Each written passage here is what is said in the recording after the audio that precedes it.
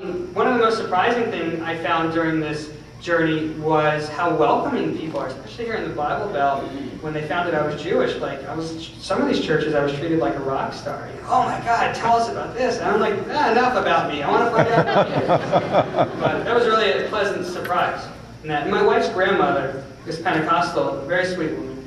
You know, every time she comes over to our house, it's like, oh, what's going on? What do the Jews think about, you know, the president of Iran? And I'm like, well, at the Jew meeting last week.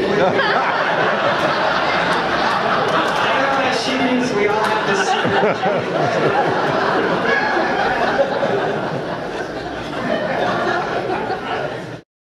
Yeah, I write in the book, there's barely any Orthodox single girls in Atlanta. I write in the book, I used to travel up to New York on these dating sprees. And I would go on a Sunday morning, and I'd get there, and I'd have 5 dates lined up. My friends would set them up for me. And I'd go on coffee, lunch, coffee, dinner, coffee. And I'd fly back to Atlanta, and I'm like all jittery. But here in the Bible Belt, as you know, church parking lots are full every Sunday. And I was driving around and I saw all these churches, and we know we have more churches in Atlanta than we do Starbucks. Sometimes you're in the bathroom of one church and you find another church. So, like, where did that come from? It's the breakaway church.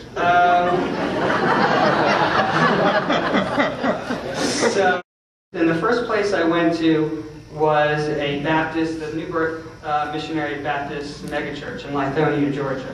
I don't know if you've ever been there. It's 15,000 people on a typical Sunday.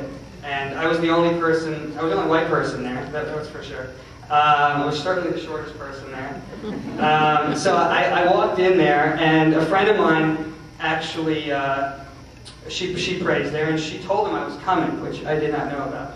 So I got there, and they dragged me to the front of the church in front of 15,000 people, and at the beginning of services, and they said, that's why this whole speaking in front of a church now is a little deja vu. They said, we'd like to welcome our Jewish friend, Ben Cohen. Probably the first time I've ever been referred to as someone's Jewish friend. But you know, in these mega churches, it's like a baseball stadium. They have you know, the jumbotrons and like the big screens. So there I was, my little Jewish face, 20 feet tall on Jesus' jumbotron, to see, and I'm thinking to myself, oh my God, if my dad could see this, he would kill me.